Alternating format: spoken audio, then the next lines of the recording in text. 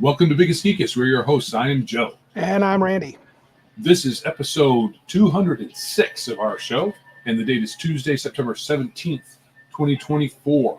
How's it going? Pretty good. It's been a decent beginning of the week. Very busy. The wife and I have been trying to pull things together for the con and getting everything organized, checking with Joe, bugging him periodically, do this, change this. And He's been bugging me a lot. oh, I've been bugging him, but he's used to that. It's about 40 years of bugging. Yeah. Got a couple of our friends helping out. Been trying to organize that. A couple of folks said they would be last minute GMs. We got one dude said he'd run one session. I'm like, hey, that's better than none. And Right. it'll be Fallout. So it's our other buddy Larry. Other Larry. So if the person using their leaf blower at the inconvenient time of 7:30 at night gets too annoying, I will shut my window. But it's very nice temperature here. I'd rather not, if possible. Yeah. What I'll do though is we'll have the way it'll work is I'll ask a question and then shut off my mic and let the DMs talk. So, but we should talk. Well, go ahead, Joe. Sorry, I'm trying to take over. I'm running the whole thing. You are. You like to run everything.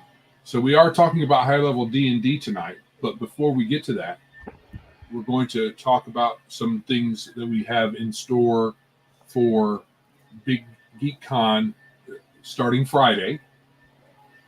There are some, for those of you who have been and are going this year, there are some differences.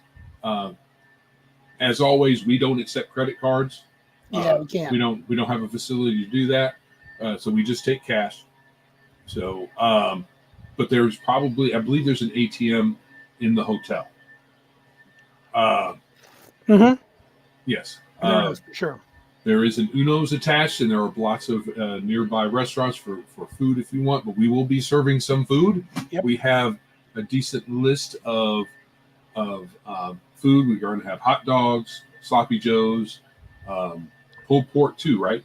So here's how it's going to work. So we're not giving the food away for free, but it is going to be cheap. Yeah. Similar to last year, a couple prices got up, not much. So you can buy, on the first day, I think we're going to do sloppy joes. Hot dogs are available every day.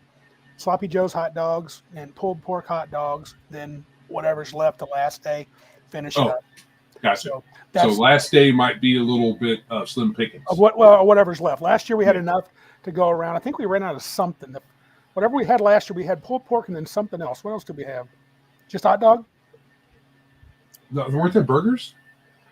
I don't think there were burgers, but the sloppy joe, I can guarantee they'll be good. My wife is making them, so that's about it. So Darth is in the house. Mac Thompson, of course, been chatting with him. Darth is coming, can't wait, half packed. And Good deal. I believe Mac is heading out tomorrow. And so Immortal Rising, hey, dude, can you make it to Saginaw this weekend? It's probably not very far from where you're at. I don't know where he's at, but I'm not It's sure. probably fine. Probably like 10 minutes. He's He probably doesn't need to take off of work. He can just go. They won't miss him. I have posted in the description for the stream a bunch of details. So those of you who are watching should be able to see them since you're looking at the video. Unless you're on a phone device or something like that prevents you from seeing much. So we have the schedule up. Friday starts at noon, as opposed to last year. It started at 8 when we didn't have a whole lot of people show up until noon. Yeah. And then we have the differences. This year we're also there Sunday from 8 to 5. Yeah. So we got some people rolled in just now. Looks like you got the Ultra American. Welcome, buddy. Duncan Bradley. Duncan, you going to come this weekend? I know it's only about skipping a jump from you, brother. Immortal Rising said he would love to come, but he gave this a little LOL. That probably means it's not possible. And Iron Man, the man, the myth, the legend, he'll be there at least a couple of days. Yeah. It'd be nice if Ultra could make, but I don't know what neck of the woods Ultra American TTRPG is in. I also tried to get the Nerd Cognito guys to show up, but I think that was too much to hope for. I don't think that the one fella does a whole lot of traveling. He has some health issues. Yeah. The main guy, I can't remember his name now. Ryan, he travels, but he does have some issues. And Bert's, he might sneak here through the woods. Bert's a big hunter and fisherman. I'd love to get Kyle here I think he was in KC is where he lives. Kyle would be great. Right. So I'm not going to be there most of Saturday. Work.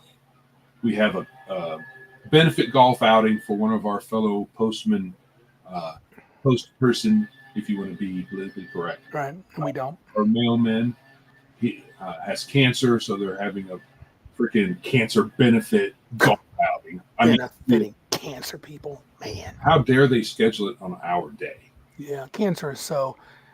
Everybody was given a memo that this was our weekend. Looks like the Ultra American TTRPG, he's a Southern Belle. So he says no funds for the visitation, but maybe one day he can. Maybe. If we do a traveling show like we talked about last week, I got family in Tennessee. Maybe if we go down that far south, he could swing over Nashville. Meet him halfway in Oklahoma or something like that. Yeah. So I've got my adventure completely written. I called it for the kids, but I actually wrote it for anybody, so anybody can play it. We're all big kids. Yeah, and then I've got a couple other ideas. Martinson gave me a cool idea. If he shows up tonight, I don't want to spoil it, but some of my adventures are going to be able to be playable in what we call Dirty Harry mode. So that'll be interesting. Oh, okay, that's cool. That's cool. But I'm not sure. Like I said, I'm not sure how much I'll get to DM. I know I'm going to try to run this dude in the ground the time he's there, so I'm going to work him hard, and then when he's gone, I'm sure even when he's there, we're usually pretty busy. I only had time to run twice last year. But we'll absolutely be hanging out with Mac. Don't worry about it, dude. We hang out. It's just sit down and run a game. I got to watch stuff that's going on. We got to keep an eye on product. Absolutely, Hungar. Hungar, that's close to him. He said Tennessee. I got family down there, brother. So that's actually a bit more of the halfway mark than Oklahoma is. Tennessee, Kentucky, Tennessee is probably fairly half-ish. My family was my family from Indiana. We came from Kentucky, and I got family in Tennessee, and I think even someone down in Georgia too, but I'm not sure. But it should be fun. Should be a good time. What else did I want to say? Yeah, we're going to have, I may have misposted this one time. We're not going to have door prizes. We're going to have raffles. That's all we're going to do. And this year, the raffle's going to wait until Sunday. We're not going to give the raffle prizes away till Sunday to get everyone, even folks that come in a little bit late, give them a chance to get their name in every single thing. So at 12:30 on Sunday, we're going to pull. You got to be able to grab your stuff by 5 o'clock or you'll be out of luck. Okay, Patrick Demo's asking, is there any way to know if your games have been filled? No, Patrick, sorry. The ticket thing didn't work out this time around. I tried to make it work, and it didn't. So tabletop.events is a little bit not user-friendly, I would say. Or I'm not getting it. So in any event, there's no way to know at this point if your game has been filled. So here's going to be like last year. So we're going to put up a couple of dry erase boards. I have the games slotted, and if it works like last year, people will switch things around. But then about a half an hour before the games start, maybe 45 minutes, so the first game is at 1 p.m., 12 p.m. the doors open, 1 p.m. the first slot on Friday. We'll have all the games on the board. You'll come over and you'll sign up for the one you want to play for the 1 p.m. slot. Patrick is running several of his games, so you should have a chance to jump in there and try it out. It's a game in development, and it looks pretty good. It's fun. Yeah, it's fun. Oh yeah, man. Arn likes this. Arn Man says, Darth Theak, I suggested a big Geek Con short bus to go pick up. Yeah. I thought that's what he was referring to. But anyway, yeah. If we ever made money at this, we could actually have that stenciled on the side. The Big Geek Con short bus. Oh, you'll have time, Mac. Don't worry. You'll have time to play all of it and then some. So I got a bunch of Shadow Dark characters made. I got a couple of adventures. I got a couple I want to read up on, but the one I wrote is the one that I'm mainly running when I run. I'll be shocked if I get to run more than 3 slots. I mean, maybe I will. I know Saturday we got like 6 every slot, so 6 games. So plenty of games to go around, I think, unless we get, bombarded and we have 70, 80 people, then be like, yeah, ugh. it seems like we're good for games. Yeah. I mean, I think we had about 20 or 30 extra folks show up beyond what was signed for, maybe around 20 or so on a daily basis. But we still were able to get everybody in the game, except for the folks who showed up early Saturday. But what we thought was a bad deal ended up they weren't planning on staying anyway. So well, we had a couple of folks like this year. We're going to have a floating game master. Like I'm going to do that a lot. Josh and a few others will do it. And what we're going to do is just be there for those that show up and the game's already started. Say, hey, you're here. You want to hang out? You want to play a game? I'm going to offer up both a board game, I think Talisman, and I'm going to offer up a role-playing game of Shadow Dark. And probably do a first level thing with new people unless they want to do something more. I've got characters from 1st to 5th level, so you can really, get a little bit better if you want. And Randy has asked me to bring my Munchkin stuff for Sunday afternoon. Yeah, so Mac is traveling from Bismarck, leaving in the morning. He said 4 a.m. He told me earlier, and he's going to be on the road and then take a stop, I think, in Indiana, and then head on over to us. So that's a bit of a haul. Good haul for him, yeah. Well, yeah, I think is there anything else you want to tell him about Big Geek Con? It's just this weekend. It's hitting. So. I mean, I'm not going to be there until after 4 on Saturday unless there's no mail, and then I get out early. And then I will stay as late as people will have me. So yeah, well, we can stay later too. The hotel doesn't care how late. We're just scheduling games till 10 p.m. or 11, and then you can stay late and run later games. So that's right. Going to be unscheduled action. Unscheduled action. All right. So with all that said, we are going to bring on our guest DM panelist, Bruce. Hello. Lombardo. What is up, sir? How are you? I am fantastic. I had a day at work. That's all I can say. You go in for 12 hours, you manage 13, and you're like, But I'm ready to talk gaming. I've been thinking about this for the past few days. Yeah, I've been doing a little research too. I was going to ask you guys how you're doing, but I got a chance to listen to your entire show or your pre-show discussion about Big Geek Con, and I'm kind of jealous. It's like, man, I kind of miss the Midwest now. Man, Midwest miss you. I wish you were here, Bruce. That'd be cool. But last year we talked. Go ahead.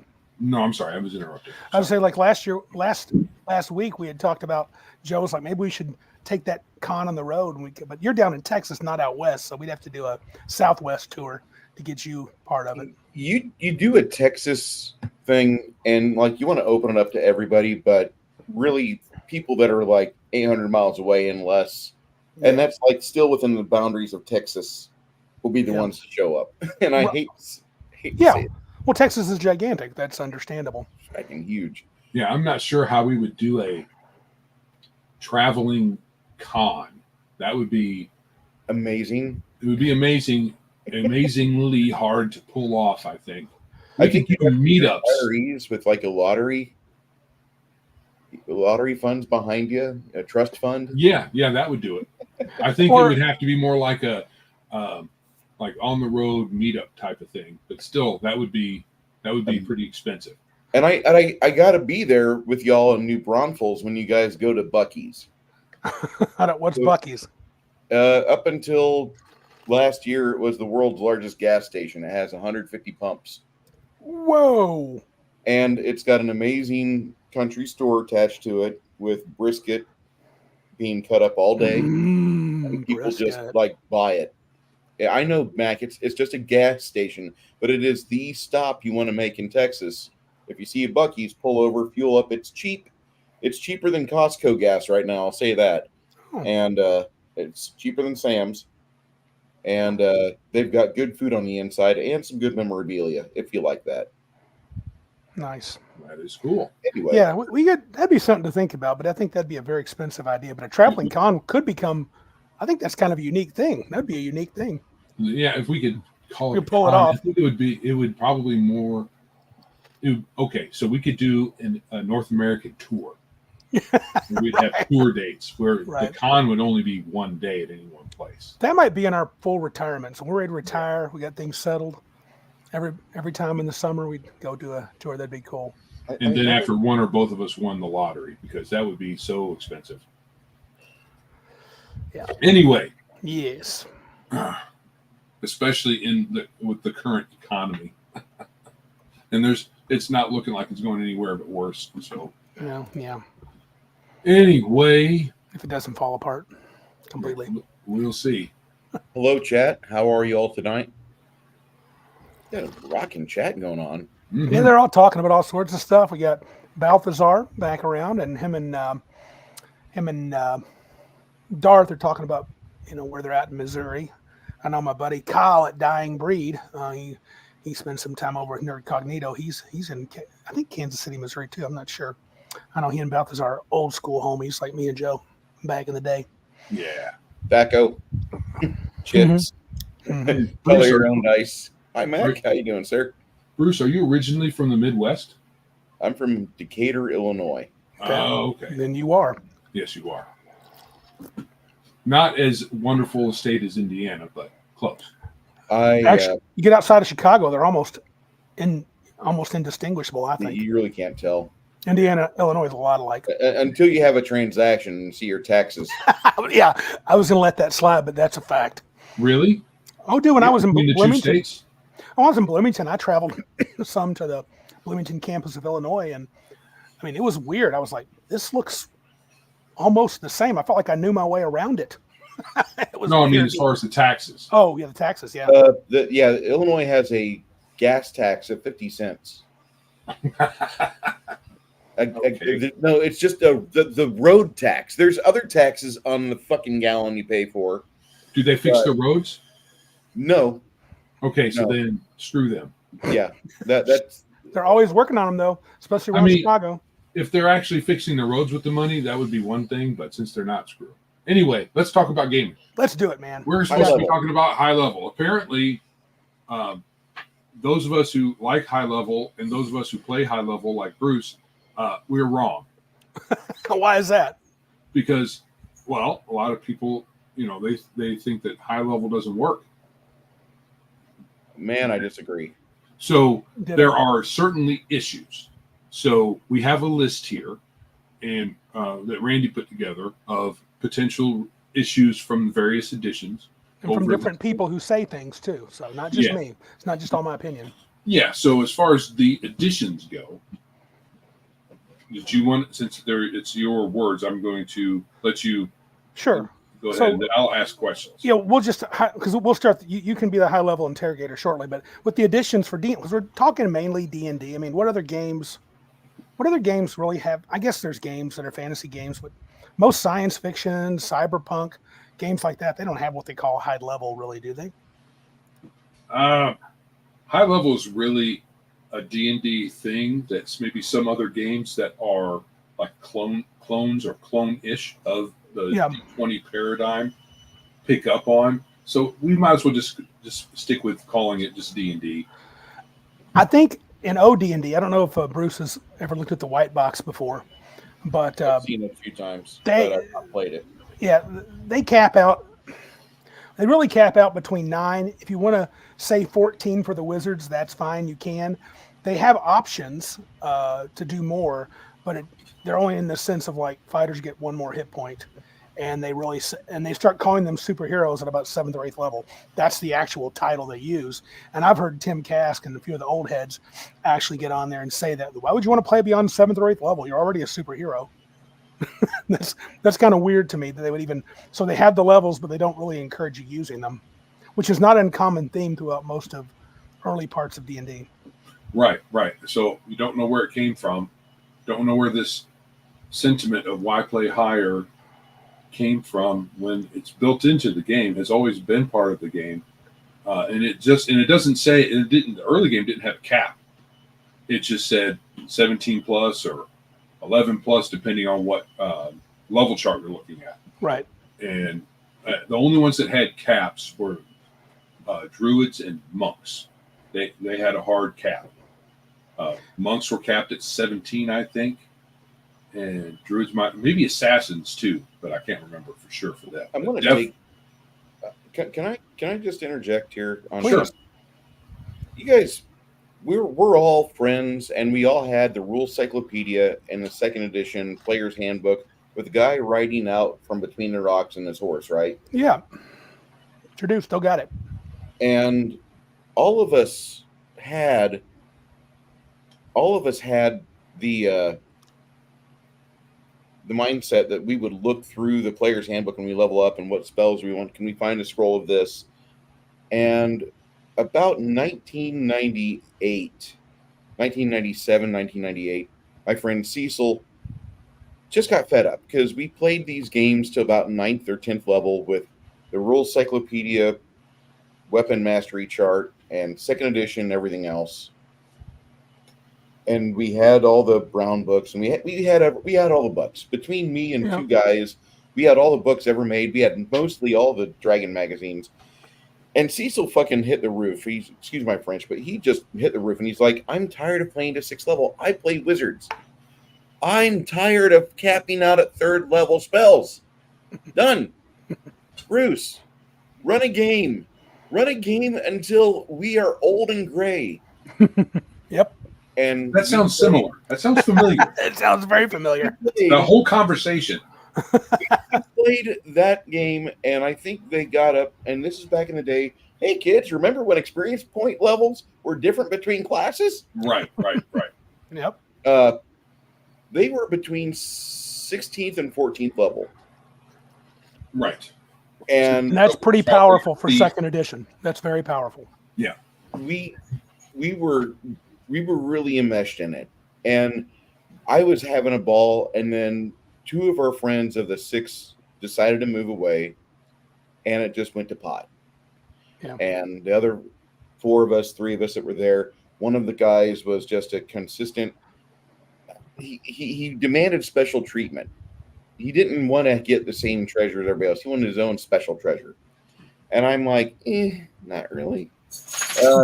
Like we've been playing this game for a year and a half every Saturday.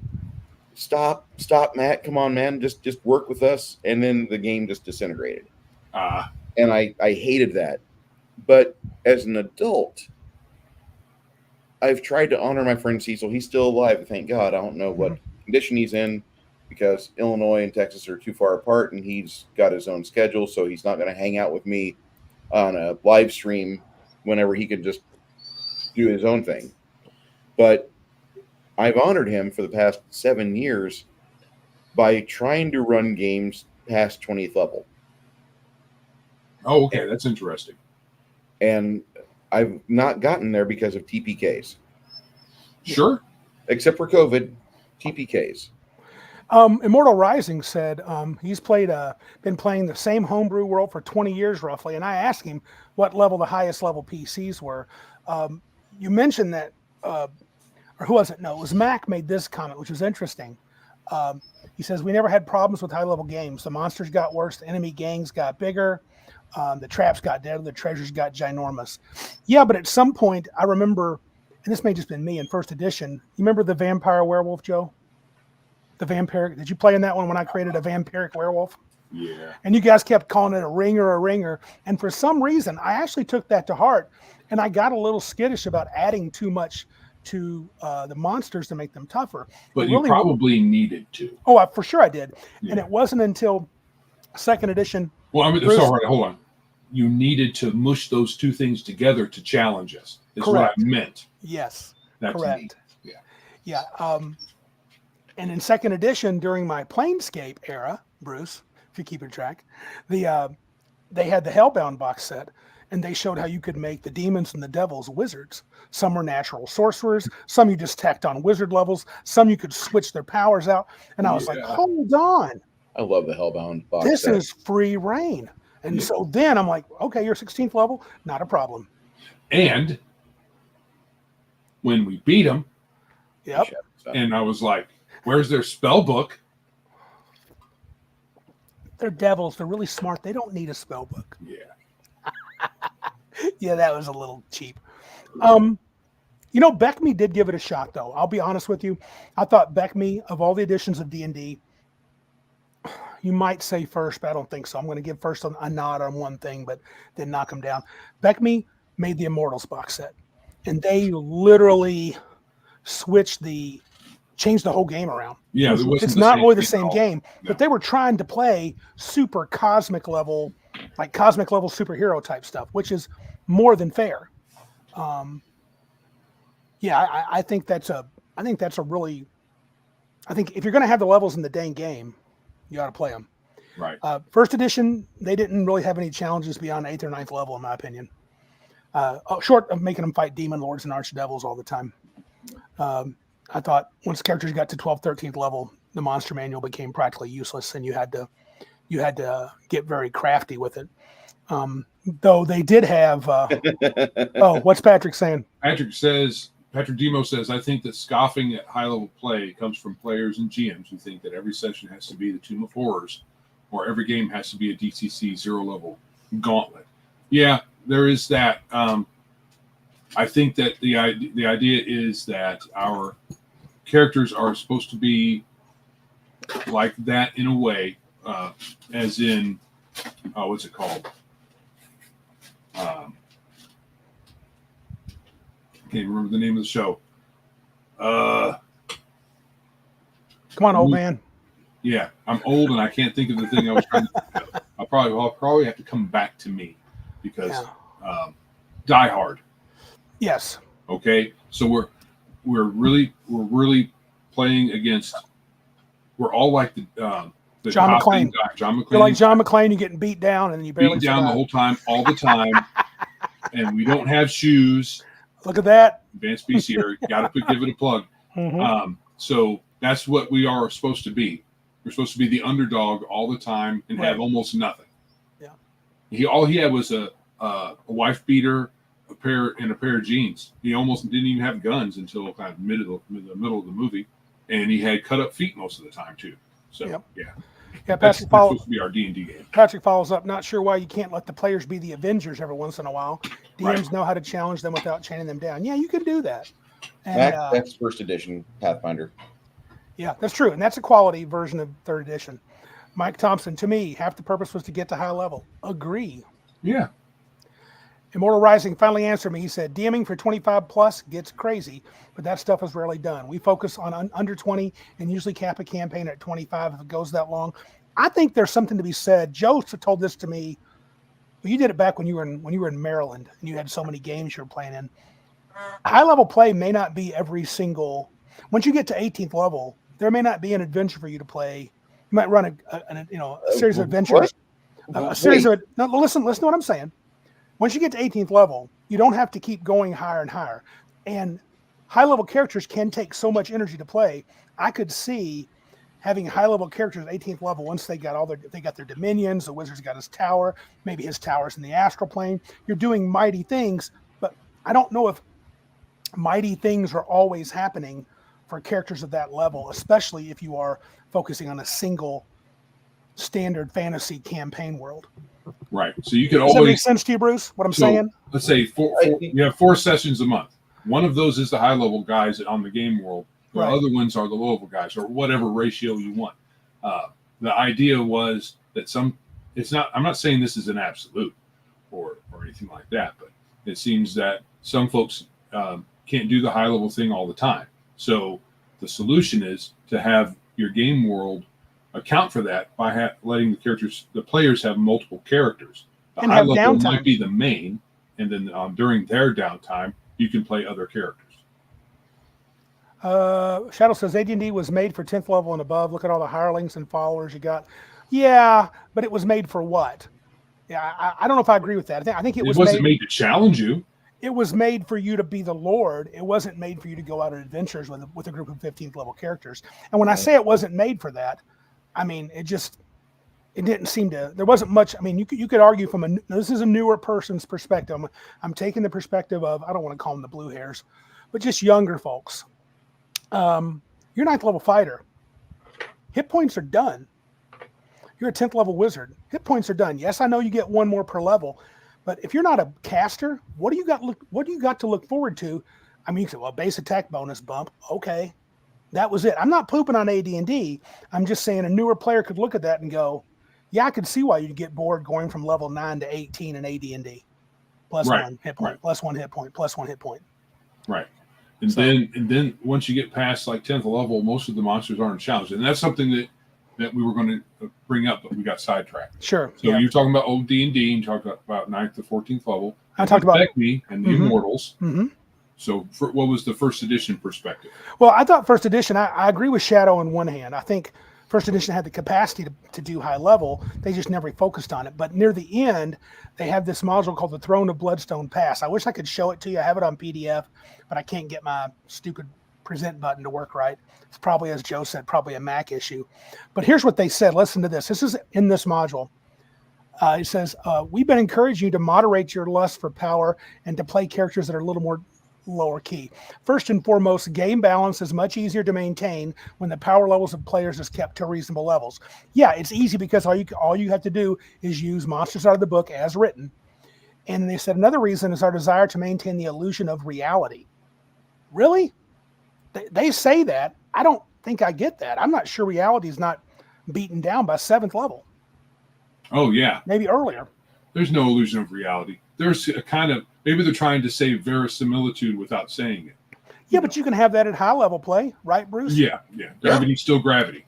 I mean, you can run a, I want to use Planescape, but a plane hopping campaign, and it can be very, make a lot of sense that your characters are running into 100 Baylors. Right. That might be a thing. You might be in the middle of a massive battle in the Blood War. And so, I mean, you could absolutely have that level of combat, and it could make sense and have verisimilitude. Right. Or you go to Sigil right in the middle of a Baylor convention. True. They also said, thirdly, we have been suspicious of the desire to play super high-level characters. We tend to believe that most people who want to play... Now, this module was for levels 18 to 100. 100th level characters are just motivated by having an unkillable character. Yeah, 100 levels seems weird. I don't know if I could ever even conceive of having a character actually do that. But, I mean, why not? How much you got to kill? If that's what you want. I don't know if that was a serious module or if that was just something that they said, let's see if Lorraine will let us print this. Well, I can tell you this. I've read through, highlights of it. You can potentially fight 4 and 5 different demon lords. So they default to the biggest guns in the book because they have to.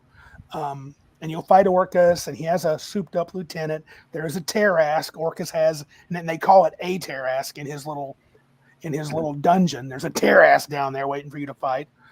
And that's kind of a tough thing. Why does the Terrask have spikes on his back? I don't know. Because why not? Yeah, it looks cool. He was dressing up for special occasions, the occasion to smash characters.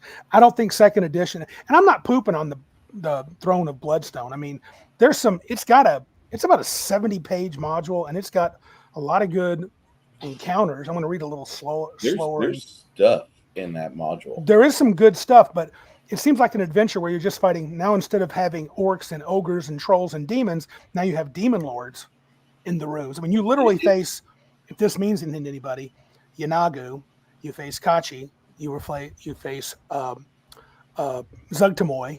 I'm not sure if Grazitz is there, but there's 2 more, and I can't think of the name. Orcus, and then a couple others. So, I mean, that's kind of weird. Malcampted, I think.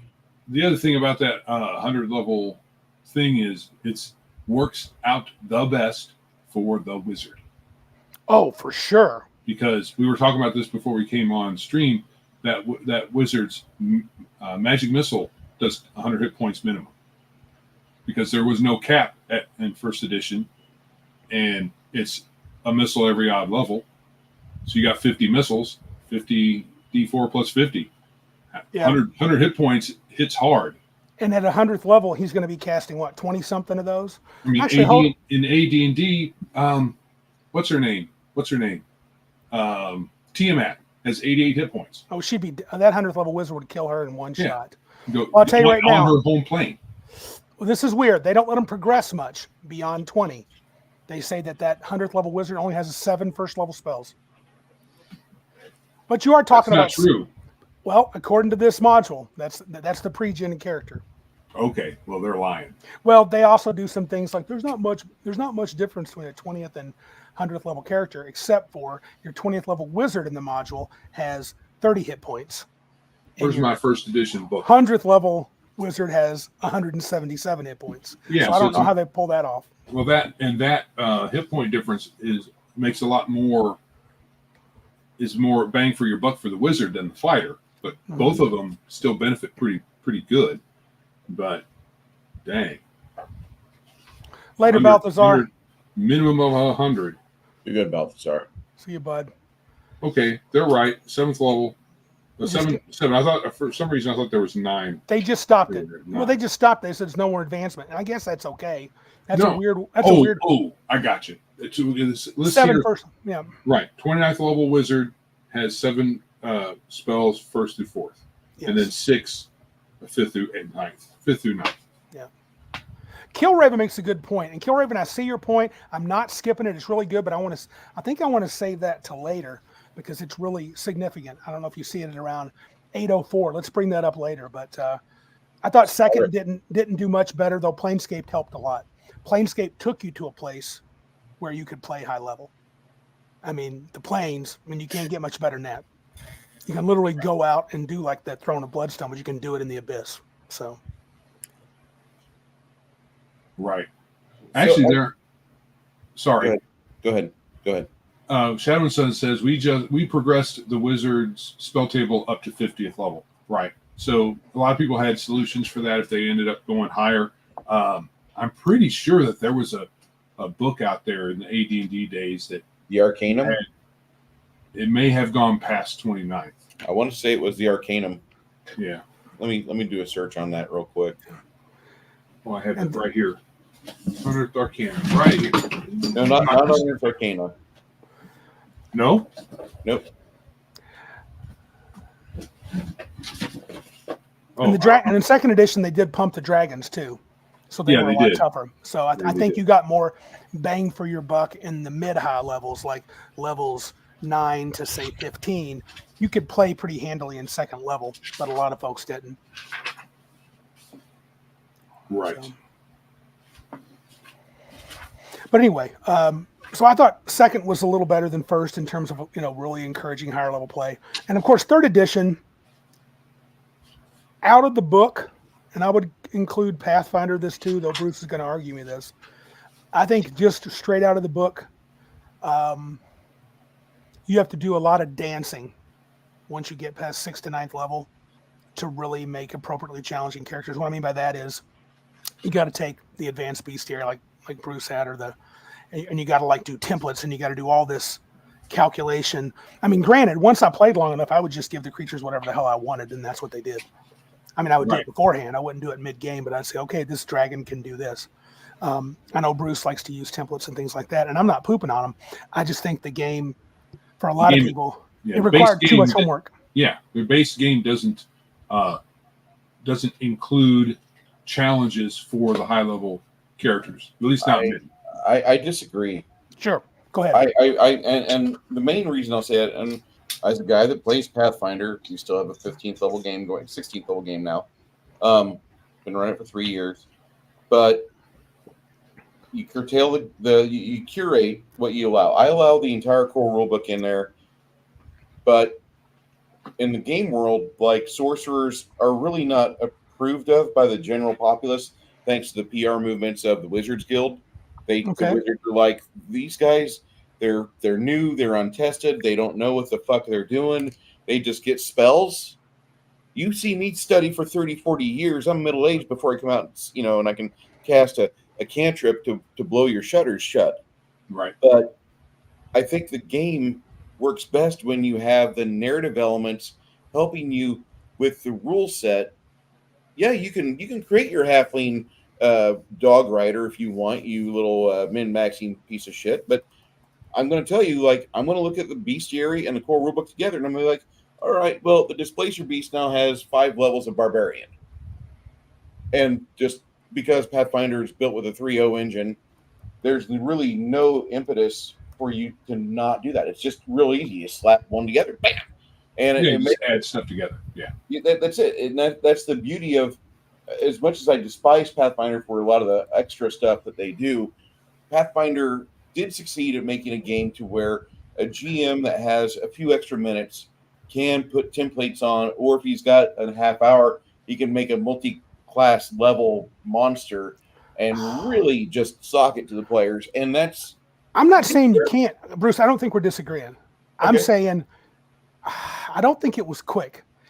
If you built the creatures by the book at high levels, it got pretty. You had to I built for a really high level 3.5 game I ran. I built a Colossal Plus from the Dragonomicon from 3.5, Colossal Plus Dragon epic level. Not using the epic handbook, but I advanced it to I don't know how many hit dice it had, maybe 80 or 90. Yeah. I know it had well over 2,000 hit points. And I did it by the book. It took me 4 hours.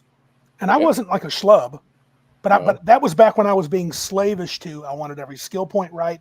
I wanted everything right. That's not how you do it, I don't think. I have my own method if I'm running 3rd edition or Pathfinder. I don't even follow the rules as a DM. When I say that, what I mean is I don't build by their rules. I take their ideas and I make a monster that does what it needs to do. And I tried to make it appropriate to my characters. I don't try to cheat them. I mean, Joe's experienced me many years doing that. It works. My monster stat blocks would be just like this long, and that'd be it, instead of 47 pages in 3.5. Yeah. I think the difficulty where a 3rd edition and Pathfinder can do exactly what Bruce is saying, you got to be, unless you really have a good feel for the system, you got to spend time. I mean, Bruce, if you're going to make a Frost Giant Wizard level 15, and he's going to have a template, I mean, if you do that, and you're going to play it by the book, that's going to take you a little while. I wouldn't do Wizard. I would actually go with Frost Giant Mages. Okay. Oh, yeah. Sure. That'd be great. I mean, go that route and really just cheese the shit out of it. That way the players just gets their face stuffed. I mean, nothing makes them lose their composure whenever the Frost Giant charges, and when he swings his sword, he does a shocking grasp spell. And then the next round of combat, he does 3 attacks plus his spell that he casts through a sword. Right. Part of his full round action. You guys want to play Mages? Says, okay, fine. We're opening the doors. You guys created your own Pandorum. Have fun. Yeah. Killraven makes a good point here, and this is not his original. I don't want to forget his original post. He said, I gave up on spending hours on building high-level encounters in 3.5 after the first several hours got nuked in the first round of combat. Was like never doing that again. You have to be careful. I think I can understand that, Killraven, but you can, whether you quote-unquote cheat like me, or if you try to stick more by the book. I don't know if Bruce is a by-the-book guy or not. Cheat's not like behind the screen I'm changing monster hit points. I'm going, Joe's Wizard can knock down about 120 points of damage a round. I got to have a creature that can take that, at least for a couple of rounds. So or a creature that can 450 hit points. Yeah. Or has some sort of power that he can use. I found a magic number, and this is something I'm working on if I ever get Mud Sword figured out. 3 times a day is a really good ability. Mm-hmm. Meaning if anything that you do, 3 is good. I don't know why, but it is. 2 is okay. 1 can be okay if it's super awesome. But I think I understand that. If you're doing a by the book guy, it drives you crazy. Yes, Arn, cheat like me. You have to set the campaign up to go for high level and to where the players do respect the game world around them. I mean, yes. They have to want to enjoy it, and so giving them the narrative elements to grab onto and just use as hooks and sinkers, you want to always start your first level games with that. And I'll agree with you. And I think especially if you're running Pathfinder or 3rd edition clones, that can really, they can ramp up challenges from both ends. The players can crank up their PCs to 11. The DM can slap on templates and levels and this and that and make them crazy. I think you have to really push the story to engage. And what I mean by that is engage the players outside of just combat. Mm-hmm. That way, when you do combat at 15th, 16th level, it can be special. It doesn't have to be a dungeon with 17 encounters where you're fighting every time. Yeah. There's plenty of things to challenge a high level guild or high level party, and I say guild, but I mean I want to go with. I mean, you get around 9th level in any game, or if you are playing Warhammer FRP, if you get in your 3rd career path, you're doing really good, and you should be playing more to how your character influences the world around you. So yeah, domain play is the way to go, and that could be you're the ruler of the land, or maybe you're just the head of the thieves guild, and the DM's shifting the focus of the campaign from you doing heists to now you're orchestrating groups and training young kids and developing your own seedy little criminal empire. Which is what I think Shadow and even Iron Man said earlier in a couple of comments. Building that, your character's building a base around him, and his influence is growing as well as his power.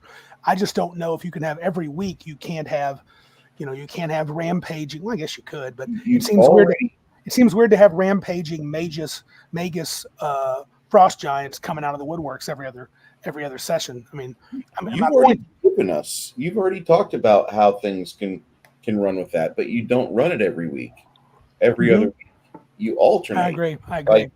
Like this coming weekend is my low level custom game I've got as I'm writing the rules as we go through things, which it's fun. They're at 5th level now, but next week is my high level Pathfinder group, and that's kind of how I balance all of this. That is good. So you get a taste of both. That's good.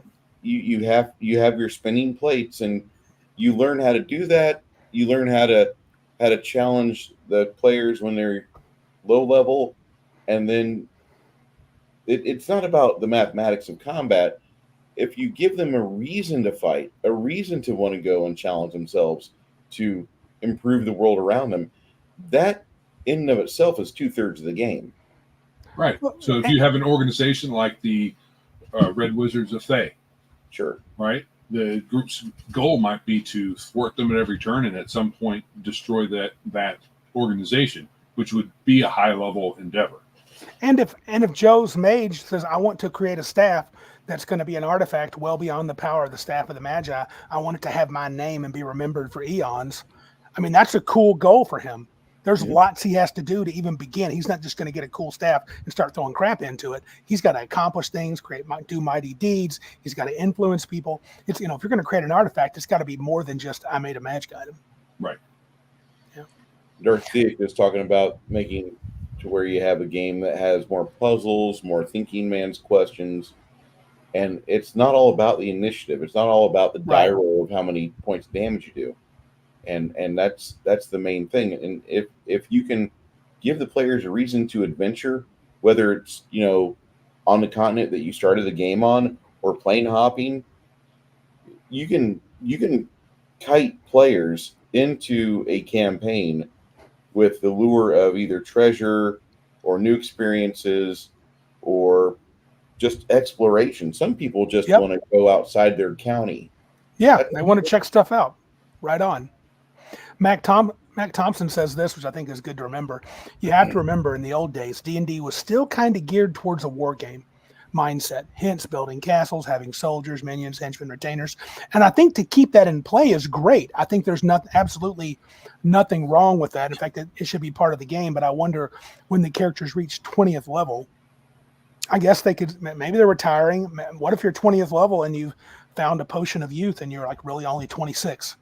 Or what if you're 20th level, you've had your in-game, you've had your kingdom for a number of years, and you're like, I'm tired of this. I'm abdicating. You're the duke. Well, now you're the king. I'm out. You just pull the rug out from under everybody politically, and you go off in the corner and laugh, and then go do some adventures in another plane, or you change your identity somehow. Your high level should be able to do that. I would see Joe doing that. Because if he got a Dominion, I would be getting him enmeshed in politics, and one day he'd be like, "Look, this ain't my deal. 14th level wizard out, teleport, see you. Wouldn't want to be you. Yeah, you can have the castle. I don't need it." As soon as some shenanigans are done right in front of the character's face, he's going to be like, "Okay, you're dead. You're dead." And Killraven's always a man after my own heart. Here he goes. The worst challenge for PCs in my games, high level or not, is usually time. They can't be everywhere at once, and things are always in motion, unless they can do time stop. Well, if they have, like, my players have a dimension, a little pocket dimension they've created Nice. through the Ultimate Magic book of Pathfinder. It's got some neat things in it, but time goes slower there. Sure. So, actually, no, excuse me, time goes faster there so they can craft their weapons and stuff, Oh, and they can be on time for the adventure. And they do their training there, too, because I force them to train for the new level, because I feel that there is a period of relaxation and reflection you have to have, whereas by the book Pathfinder says you go to sleep and when you wake up you're in a new level. yeah. So as a 13-year-old kid, I went out on my own, and when I came back I was a 7th level bandit. No. When I was 14 I was casting Towne of Cold. No. Them's the rules, DM. Shut up. Yes. I just got 40,000 experience points. I'm now 12th level, and I'm 19. Yeah, you're not. There's time that has to happen. You have to force time within your game. That way, that is the other counterbalance to all this rushing around and trying to save the world. You have to have time, and you have to have, like he says, you have to have other things going on. There has to be things that you can't do because you can't be everywhere at once. Yep. I love that. Yeah, that's really good. And Mac Thompson, this has always been charming. I've accomplished it once. He said once we played a campaign where our characters' kids came of age and picked up the adventuring mantle. It was nice to have a stable, wealthy base of ops. Yeah, I always thought I had that happen once. One time we had 14th or 15th level characters. They wanted a break from playing them. Joe wasn't around then, you were in the military. And they said, we're going to make up new characters and be our kids. And of course, the players are like, couldn't we give them stuff? We got a whole treasure trove of crap. Can we give them stuff? And I was like, you know what? You can deck your kids out. So I had first level characters. I had magic sword, magic armor, magic ring. They started adventuring with a leg up. They were definitely the epitome of white privilege. Right. Even if they weren't white. Speaking of base of operations, something always kind of stuck in my craw with the Supernatural TV show is when they got that when they found the bunker from the Men of Letters bunker. Remember that? Yes. Men of Letters. Yep. And they never really used it for what it was. By the time they figured it out, they were like, we're not going to use it. Already being invaded by demons. So yeah. Oh, what's that? Yeah. Right on. Cats and dogs. You know it. They should be. Immortal Rising says time and power crawl is the real challenge. Yeah, try to keep it. You want to keep it just there. You got to make them. Yeah, they can't have everything immediately, and just you got to let time pass, let things happen. I think that's another thing. A lot of people forget that. They go, we do one adventure, then another, and I've been guilty of it.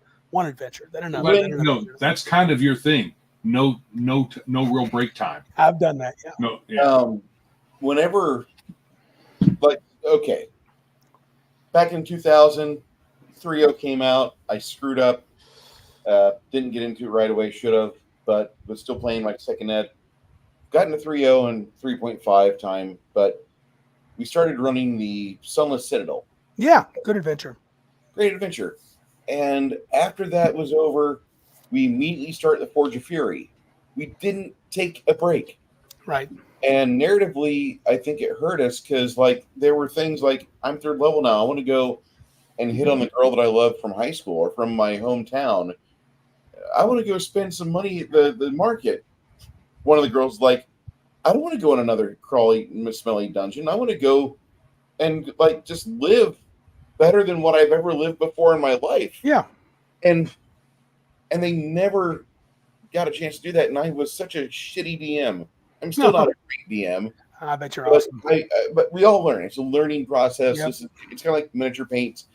Every brush stroke makes you better than the last one. And it's just every time you sit down to run a game, you get better. You take note of your failures. Where did you fail your players today? What could you do better? You'll do better next time. I guarantee you just have to do self-study, and you have to figure out what your players want and deliver it, but don't give them everything they want. Just give them like tidbits. Don't keep them poor all their life. Do give them their time to play the Avengers. Yeah. Right. But that's not every day. Yeah. You know.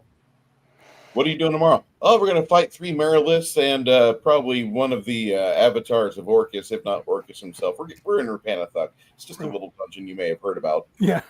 Tiny. All right. So I think what can be fair to say is while for some of us, 3X and Pathfinder may not be ideal, I think it handled high level much better than previous editions of D&D because at least it had stuff for you. It gave you all the tools you needed. Yeah. Even if you didn't like them, maybe they were clunky or whatever, but you were able to challenge the higher level PCs. There might be some issues with certain builds and whatnot, but in general, you can pretty much make what you need for the power level of your party. Just banhammer the stupid. That's what I say. Someone makes a dumb build. No, we're not doing that. If somebody is going to say, I want to play a Zen Archer monk, cool. I'll let you do that. And then I'll also make an invisible stalker with the Zen Archer monk archetype. Good for the goose. And actually... Oh, yeah, because they don't become visible when they shoot or attack or anything. This is the Slumbering Tsar saga. It is a very thick book. Yep. It takes you from 7th to 20th level. Nice. There is an invisible stalker that is a CR 14, and we changed him over to he's originally an archer, but that archer's really good, don't get me wrong, but with the Zen Archer archetype on it, there's a lot of, this is the obituaries pages. I haven't ran it enough, I know. But there's like 7 deaths that he caused over the course of the first time I ran that campaign. Sure. And then poor Greg, the second time I ran it, Greg died like 12 times.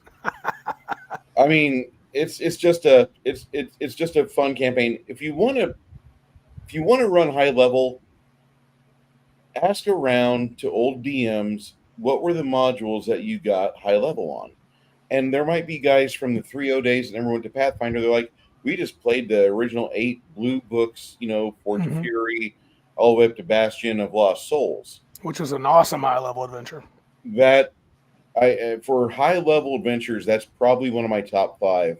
It really is good. I don't give Wizards a lot of credit. No, and that's the last time I think Wizards, in 3rd edition, there's the last time Wizards actually wrote anything that was original and pretty good. Red Hand of Doom. Yeah. What's that? Red Hand of Doom. Yes, very good adventure. Right. That was long adventure. I don't think they had the social transition. Pressure. Yeah, they didn't transition into the douchebags that they currently are. No, they had Monty Cook and scenes, but not. It wasn't really leaking into the game yet. It was some of the language. I know there was some. They were counting how many times they said he or she and trying to even it out because they're stupid. I mean, that's really dumb. Well, they had Monty Cook in his good phase. They had Skip Williams still. They had some of the old guard that was like Rodney Thompson's not an old guard. He was a pretty good, transition guy. He was decent. And then they eventually lost him and got the people there that, heck, even, I don't know if you guys know this, but who's the guy that's a bigwig at WotC now? Chris Perkins, he ran a phenomenal Star Wars game for me back in the mid-90s at Gen Con, and he created some great Dungeon Magazine Planescape adventures. That guy had a good idea for adventures, but right. So I think we're on track for saying early game, the early editions of the game didn't handle the high level very well. 3rd edition, I think it was pretty good. Pretty good, but it was still 4th edition. I have no say. I didn't play it. Bruce, did you play 4E at all? Never. I went to Pathfinder. Yeah. I did too initially. We did initially, but I have the books. I never really played it much. What What about about fifth fifth? edition? I played the 10th level. I played a 1 to 10 level campaign, and I thought quickly the characters were way too good by 10th There's level. other lanes out there. There's 5th edition. There's 13th Age. There's more Warhammer Fantasy role play than I can shake a stick at, and I do want to get back into that, but not the new stuff, the old stuff. Yeah. But my lane is really D20, and my transition of it to D100. That's the lane I'm in. I'm using Pathfinder, and I'm borrowing a lot from Hackmaster for their initiative system. For that, my players are loving that campaign. Talk to Six Nations or Captain Gamer one of these days if you want to. They'll tell you that they feel like it's fairly balanced, and I'm not trying to keep it balanced, but they're challenged, and that's the main thing that I think you have to aim at. I'll make one more comment, Bruce, and tell me what you think of this. And when I say 3.x, I include Pathfinder in that. Yes. Okay. I think also you have to have a table of players that have to be within a standard deviation of each other in skill in building their character. If you have too many players, like I just want to play a pre-gen. No. And I'm just going to run, and I'm going to randomly pick feats and not really think about it. Wow. If you get we've experienced it at Cabin Con and in our regular game. Have 3 players that are like cranking everything up to 11. They're ready to play, balls to the wall, and then 3 players just show up like, hey, I'm going to play this, and like, dude, you are literally dragging the whole party down. We have to save you every encounter. How are you 10th level and only do D8 hit points? Yeah, D8 plus 4. Oh my god, dude, what are you doing? What are you doing? Why would you? Yeah. I feel so sorry. I feel so sorry for some players who don't get it. Like, as much as I don't want to have optimized builds, optimize, at least try to give your character an edge over the pre-gen of the same level that they cranked out at the WotC factory. That like it sucks, a 2-weapon fighter that's weak. Here's a GIMP. If you want to play GIMP. But I'll say this too. I think that is to give the old school a nod. That is one of the drawbacks of 3rd edition. Your players have to be proficient players. Yes. If you want to get the most out of the game, or because it's otherwise you got to find some, you got to say, can you turn your, Bruce, could you turn your Magus down a notch or 2 so Joe's guy's not feeling so weak? That's hard to pull off. There is a way to drag the power level down, and that's to force the characters to spend time to craft their own weapons, not give them time to craft their own weapons, force them to forage, never give them the amount of gold they really deserve, and never let them go to a town where they can just have a shopping haul. I like how you're talking. That's my kind of game. Because in all honesty, our low level, now super high level game started off as an invasion. They started off the first 9 sessions. I had the players on the run, and there's a hobgoblin army chasing them, destroying every ramshackle shack or shelter or hobbit hole that they find. They try to rest just to get spells. And then finally they start getting on their feet. They start getting themselves, hey, I think we got some resources. We've got 40 people that are willing to help us that are hiding in these caves over here. And it's I didn't low power it. I forced the players to think and be resourceful, and you're not getting a chance to have the standard Pathfinder experience where, well, I'm 2nd level now and I can afford a +1 sword, so I'm going to buy a +1 sword. No, don't give them that opportunity. Narratively, there's no time for you to craft it. Narratively, you've got to stay ahead of this impending force. You got to grab what you can get your hands on. Yeah, and you will at some point be okay. Like, players are threatening to quit. I'm like, at some point, you guys will get your ability to be back on the balls of your feet, not backing on your heels. But you need to, in honesty, like, don't let the players run off with your campaign 4 sessions in. Yeah, because that's one of my theories. I think 5th edition dies with their campaigns because by the typical 6th adventure, they're done. They've got everything they want. They have all the weapons they want. They have the armor they want. They've forced their DM to make them characters super high level that they've never had a chance to earn experience points for. And they're like, well, this game kind of sucks. We're gonna just generate yourself to 17th level, And I hear this from some DMs. I see other DMs that they stop their game at second or third because it's 6 to 8 sessions in.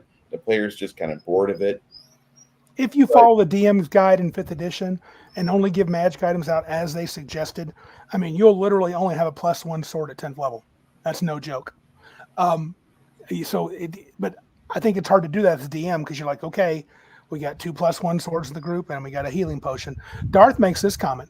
He says, at me, we are having that problem right now in a 5e game. We have 2 thieves that almost die. The 2 casters have to constantly heal them, which stop the casters from attacking, making combat hard. There you go. Inefficient character build. There's potential to roll up a character with a campaign that I'm with the custom game I'm running where you're an amputee. Oh wow! I mean, you could be a double or even a quadruple amputee with that system. Wow. I don't know why you'd want to keep that character. I don't either. I would probably tell him to the trash. Right, so the potential is for it to happen, but it's not like you're stuck with him. Yeah. And, you can use a build point and you can re-roll. Yep. Right. Just you get 10 build points just as gimmies whenever you sit down and play the game. Here's your 10 build points. Here's your 3 dice 6. Write down the following 6 stats. Let's go. And kind of like Traveler, where you can die during character creation. Yeah. And 13th Age does do one thing that I think is, I won't call it good or bad. It's just because a lot of DMs will talk about high level being so hard. Even I've mentioned it can be hard to, you got to put time in. You got to know your system, and you got to put time in. You got to think about your campaign a lot at a higher level, more than even lower level. And they'll say it's too hard, especially 3rd edition. Too much math, too much this, too much that. 13th Age, if you like this, they only have 10 levels, but you get to cast Meteor Swarm at 10th level. I won't say it's on a rail, but it's got protective bumpers. It does. So all the way through, you can run adventures, 10th level stuff. You can run 10th level adventures that are just like 5th, that are just like 1st, except the challenges are harder because the monsters are harder. And it seems like the same level of highs and lows. And, oh, look, we're having a hard time, and now we won. Yeah. I think the game's too geared toward balance. And that's a problem for me. Some people like that. And not just geared for balance. It does that too, but it's also geared for the player characters to win, quote unquote. It's really geared for them to be the victors in most situations. Almost always. Yeah. All right. So 5th edition doesn't have the problems that we're talking about, right? Not exactly. Not exactly. When we don't have that much experience with it to really discuss it in the same way that we are doing at least first OD&D through 3rd. We really don't have much experience with 4th. I ran a campaign for a solid year. We went 1 to 10. I enjoyed it, but I felt like the characters in 5e, and it was probably me. I felt like it was just more work than I wanted to put in. Oh, hey, weird guy's in. Weird guy. Yay, weird guy. Yeah. Right. So now we've gone through the editions. I have one of my dogs that's looking at me like my bladder's full, Daddy. Okay. Bladder's full. So I'm going to take care of that. I'm going to ask a question, though. Yes. Always balance issues, right? Mm-hmm. Balance in these games, I'm just going to give my 2 cents. Balance is overrated in our game as far as something that's forced upon us by the system that you're running. I don't think the balance is a problem. Other people do, but should high level even be balanced? I think that you have to accept that high level is a bit wonky and that balance is kind of out the window. And with that, you guys discuss that balance. I'm going to take my dog out. I think I agree partially. You have to accept that the game changes when you're playing 15th level characters, 17th level characters, 20th level characters. They can do campaign changing things, and wizards can do it with a spell. And so you got to be ready for that. And when I say ready for that, you really can't be. So you got to be flexible as a DM because they could change your game just like that at the beginning of the session. Holy crap. They're doing this and They bypassed everything. Well, I don't really like balance. Right. I mean, it's just, to me, it just, I don't play games to have rails on my campaign. I do curtail a lot of the hardcovers out of my world. I'm like, no, that doesn't exist. Mm-hmm. There's not this, there's not that. And if you break things down for statistics, like the lowest played class in my campaign is, I think, the witch. Nobody has made a witch in 8 years. Wow. They seemed tough early on when I first saw them. They're great, but they can be hindered. And that's one of the things that the players that I've got some have been with me for 7 years, and so they're like, no. Yeah. So you've showed them a weakness in witches, and they just stay away from them. Yeah, it's part of their thing. They've got to have the familiar that's on them at all times. Yep. And then they get that familiar has to get the spells from somewhere else, and that's kind of it reminds me of the character from 3rd edition that was in the Tome of Magic or something, that he had a demonic infusion or an otherworldly infusion sometimes, and that was a neat idea. But the other characters were like, Bob was doing great until he grew horns and he started bull rushing everything, and now Bob still talks like James Earl Jones. I'm scared, and they didn't want to have that around anymore. Yep. So, I think. Go ahead.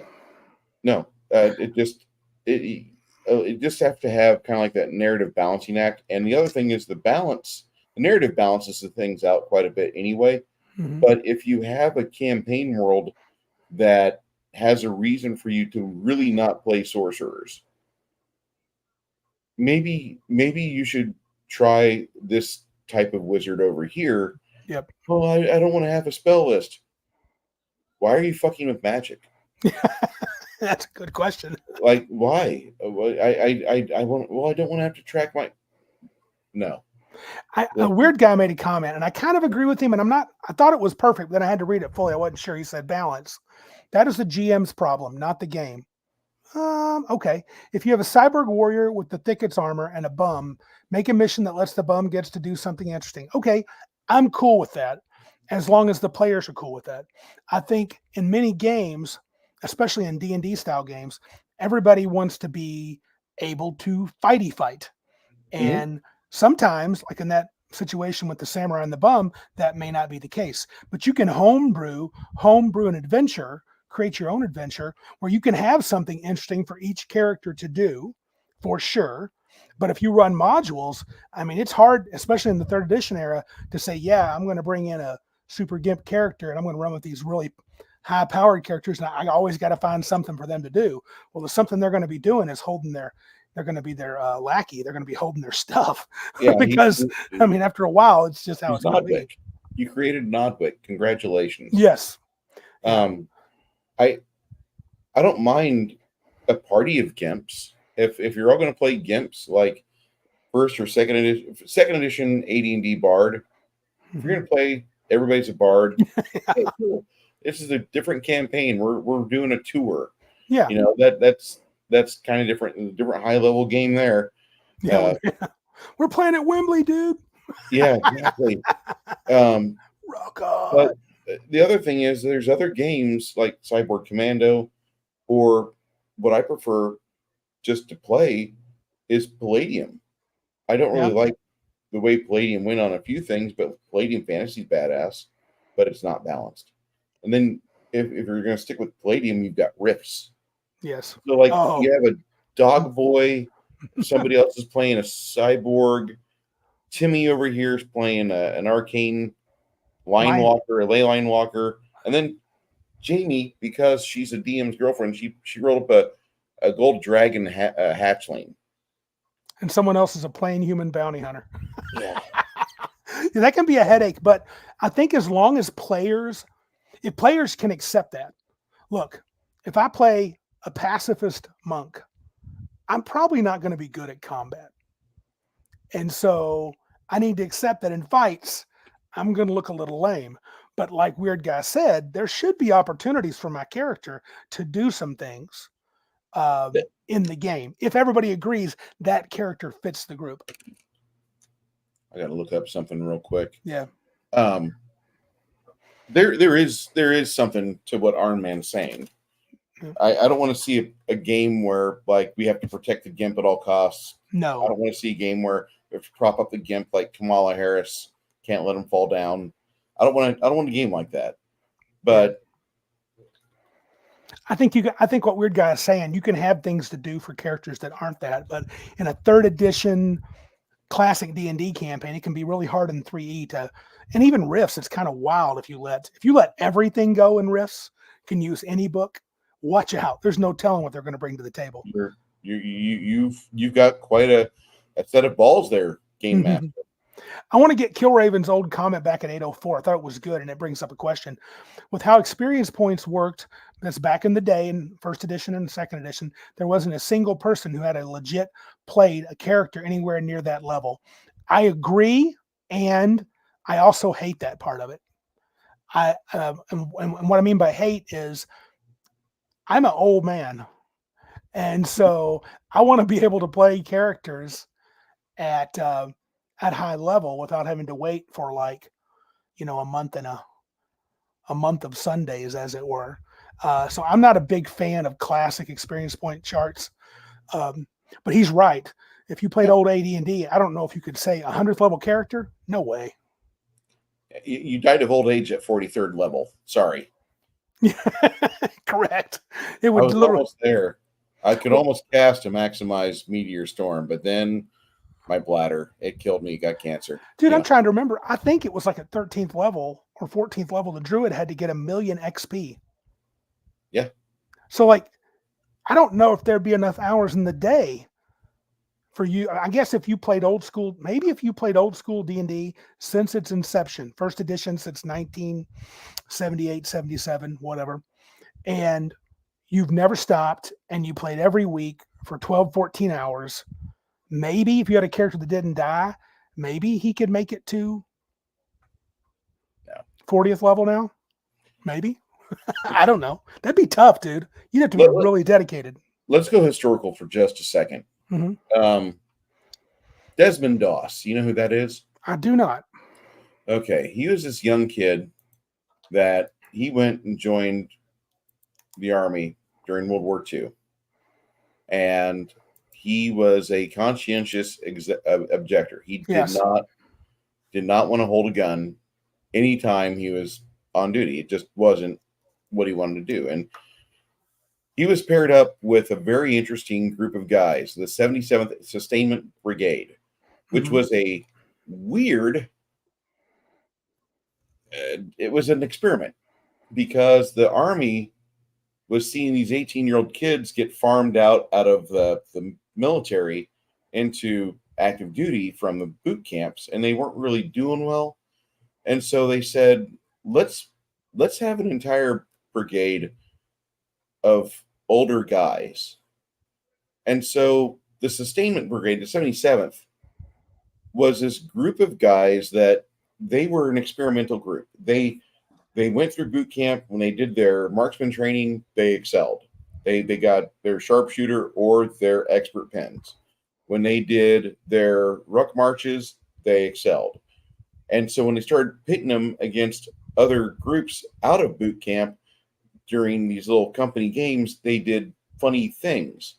Now, the whole time I'm saying this, when I say funny things, like they would screw over the opposing Army's radio transmissions, and they would rewire things, and then they would listen in on the confusion at night, laughing their asses off. Right. They did a whole bunch of environmental challenges, but because they had time in life, they actually succeeded harder than other comparable groups of other brigades, other battalions. That when they finally were allowed to go into the Pacific and slaughter, the Marine Corps was rather impressive because these are guys that have like expert pens, and they just would do these textbook runs up the beach and just slaughter all the Japanese. And the Marine Corps is like, look at those old bastards go. And Desmond Doss, I believe, no, he wasn't Japanese. They were Europe. My bad. Uzi, Azon, they went to Mayus, Argonne for World War One and World War Two. They did West Pacific, Southern Philippines, and Ryukyus, but they were Pacific side for World War Two. Mm-hmm. But Marine Corps units that were stationed nearby were impressed with these guys. So just to say, like, to play a game as an older character, that way you don't have like the newness. I'm an 18-year-old kid full of piss and vinegar and a hard dick. Mm-hmm. You want to have a game where you've been around before you actually started your adventuring career. Mm-hmm. And Desmond Doss was part of that. Oh, I see. So he had something to add besides shooting and killing people. Exactly. Yeah. He was Gotcha. pretty Yeah. BMF. Huh. Do you think should high level play? Because a lot of times I've seen people play higher level characters. I've seen most of my high level play in third edition. The third edition era, I saw high level play, people running and me running. And I think a lot of people would run high level play and they would get tired because it was just like low level play. They would have to have dungeons all the time and they would do this. And I'm like, I think high level play has to be a little different, right? Yeah. Yeah. It can't, like we talked about, it has to be more narrative. It can't be like every session you're fighting orcas. There's, like, I'll just take Tsar, for example, because Rapanathuk is a dungeon where eventually you do fight orcas. Right. But that's the big goal. Yeah. Slumbering Tsar, the prequel to Rapanathuk, is a large city in the middle of this desolate hellhole. Mm-hmm. And it's on a blasted plain. This area was besieged by armies of good, and the armies of evil fought to a standstill. And then part of the enemies left, and then there was a small force that was left of the bad guys. The good guys just disappeared. They just either they went and chased these guys off to the Forest of Hope and died, or they stayed here trying to siege the remainder of Tsar, and they died there. But when you get there, it's nasty and it's disgusting. And the entire goal of this campaign is to get this city to where it's out of the grip of whoever the undead are that are currently there living. And it's a very fun style campaign, but that's your goal. This is to liberate this city. And as the time goes on, like when you first get there, it's perpetually dark because there's a giant set of clouds and there's acid rain, and it's just miserable for engagements. Like you want to fight in sheltered areas at first, right. And then as you continue to unravel things and you start finding little bits and pieces here and there, what happened with Tsar? Like you find ways to part the clouds and get the POW over Tsar absolved. And then finally, like when that happens, you can actually rest in the city. You don't have to teleport out. You don't have to leave to go get your hit points back. Okay. So the game itself changes as you play. It does. And it has these small steps. And it's a very good study of how to give a high-level game a much-needed tutorial for a GM for future times. I've read that book probably about 12 or 13 times. We've gotten up to the last 70 pages where there's a TPK. One time it was 9 Greater Shadows. And they do D8 con every time. They can just cruise under the floor and pop up, or like stick their hand up under the floor and just swipe a leg. Is that ability drain or ability damage? That's ability damage. Oh, at least it's that. Drain is horrendous. Yeah, it can be cured, but it's still like one round of surprise from 8 Greater Shadows. And that was one of my TPKs. Obviously. Yeah, but I think that campaign sounds like it's built for that. And I think when that campaign's done, though, if you want to keep playing those characters, you got to do something more. But let's go to the next great evil place and rid it of this. Let's go to the next great. It's more like what do those characters do? What have they earned? How well are they known? What responsibilities do they have now? Yeah, they would have responsibilities. You want to saddle them with like, okay, Tsar is free of the influence, but if you leave it, it's going to turn into Iraq or Libya, and it's going to turn into a failed state.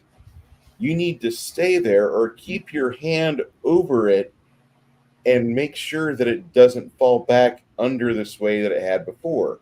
Because when you leave, who knows what's going to come in? What happened with us in Afghanistan? We leave, and the bad guys are just like, hey, look at all this nice new equipment. And that's kind of fuck. We got a generational thing going on. Well, my kids are rolling 3-6 now, and we'll see what branch they choose later. Right. But that's you have a situation where you have to have the players attuned to the fact that, like, yeah, you took a nasty evil out of the world, but there's a power vacuum there. You better go sit in that throne, and you better rule justly. Otherwise, this world is going to fall into worse hands than what it was before. Sure. Yeah, because nobody wanted it with that acid rain. Now that it's gone, it's going to be ripe for the picking. And just like, and with Joe, I think, on a different note, if you don't let people play to the highest levels, all they're going to be doing is reading about 6th, 7th, 8th level, 9th level spells. They're never going to get to use them. Man, I wish I could use Time Stop once. That'd be cool. Yeah, you're never going to do it. We're tired at 6th level. Make another 1st level character. We're back at 2nd edition AD&D, and I love 2nd ed AD&D, but we never got to 9th level spells, me and Cecil. I would absolutely just ditch. We talked about where you're gone, Joe. I would ditch the experience point chart. I would not use any chart. I'm not interested in a chart unless it's simple. I like something like Horde Wars, where you get so many experience points, and like every 10 you gain a level. I was enamored for a while, again, like a few, maybe last year, with different experience point charts for different characters. But to me, it just feels unnecessary. At 57, I want to get to the good stuff. I want to get the stuff we haven't played as much, and we haven't played as much 12th, 15th level higher. If the experience charts weren't so onerous, you can have, I don't know how much thinking went into them saying, yeah, the wizard's weak at low level but powerful at high level, so this is how we're going to construct the experience point table. The thief is pretty much sucked the whole time, so their experience point table is pretty generous. But even saying stuff like that, it still takes a lot of points to go up. And you're dealing with points in the thousands and tens of thousands, hundreds of thousands. Well, millions for the druid. Right. Like 13, 14 level needed 1 million. Me and Killraven brought this up. I mean, it's ridiculous to even imagine. So if you can you have that without the ridiculous numbers? Can you have the this character class is more powerful, so it's harder to advance, but the scale of experience is lower, so it's more manageable or whatever you want. And there's only one real problem I have with the monk and the druid from the RC, from the Rules Compendium. Yeah. And I love it. I really do love the RC. That's probably, if I ever run D&D again, it'll be back with that. Because that, probably my favorite. It's very, very effective game. But when a monk and a druid get to a certain level, they have to find somebody else of the level they're sitting to and challenge them for that station. Right. And they get responsibilities there. Yep. So yeah, as a DM, you can just like, oh, the forest over here has got a problem in it, guys. We have to go take care of it. The party's like, what, Greenpeace? And he's like, there's treasure over in this forest over here. He got to lure his partners over there. But then again, I understand what you're saying. I don't like that either, especially when what you get as a PC that character class gets isn't really anything big. Anything big compared to the other character classes that you would say there can only be one of these guys on the planet or else. Well, we've talked about privately, Joe. I think like especially during the Pathfinder days and 3.5 days, sometimes I was leveling you guys so fast you didn't really get comfortable with the characters with the level you were at. Like you'd play 2 sessions and you'd bump from level 9 to 10. You'd be like, dude, I just got level 9, And so I think you have to to me, and again, this is probably not a good rule for a game, but it's a good rule for my game. If I just let my players play at that level for a while until I can tell they're like, man, when are we going to bump up? Or they're looking very proficient with their powers at 9th level. It's time to give them something. Now that's pretty loosey-goosey. If I could find an experience point plan that would make that more reasonable. And I feel like, a couple experience points per adventure is plenty. And if you do 10, I could see playing high level in my lifetime, even starting at 4th or 5th level. Right. I think that high level play is very attainable. I think people should play it more because it gets you familiar with the game system. Mm-hmm. You figure out if you really like the game system or not. Like I like Pathfinder's basics. I do not like a lot of implemented stuff. I do not like the fucking. There's a whole tome of official magical equipment. I don't need that. I don't need that in my game because whenever the players go like, "Oh, we're back in Bard's Gate," yeah, because I know what's coming.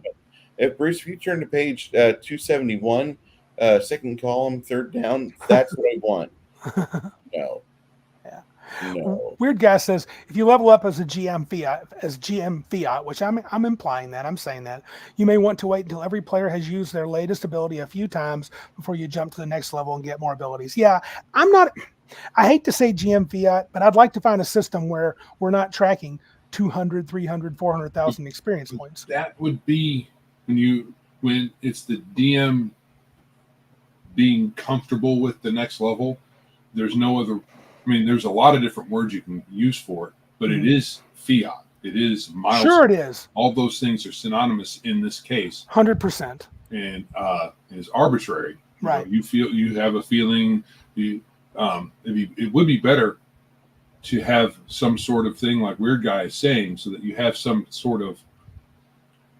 Everybody's used their big abilities a few times, even if you put a number on it, like 2, 3, 4, 5. Yeah. And then you're like, all right, so you've all used your big abilities a few times. Maybe you wait till everybody's hit near death a few times as well. Mm-hmm. Gone through their whole host of hit points. Mm-hmm. I don't know what it would take. Yeah, I mean, like I said, right now, Horde Wars is kind of scratching that itch with the 10 experience points, then you level up. Yeah, I agree. Kill Raven says that is a problem. That's kind of like it's a mixture of Fiat and Milestone. One of the problems with Milestone leveling, it can end up feeling kind of hollow. Yes. I track XP. Yeah, and there's nothing wrong with that. Nothing wrong with that. And I think Pathfinder has fast, medium, and slow experience point charts. Yeah. We go slow. Oh, yeah. The Arcanum. Okay. Yeah. I have zero issues with that. I just don't, at some point, I just don't know.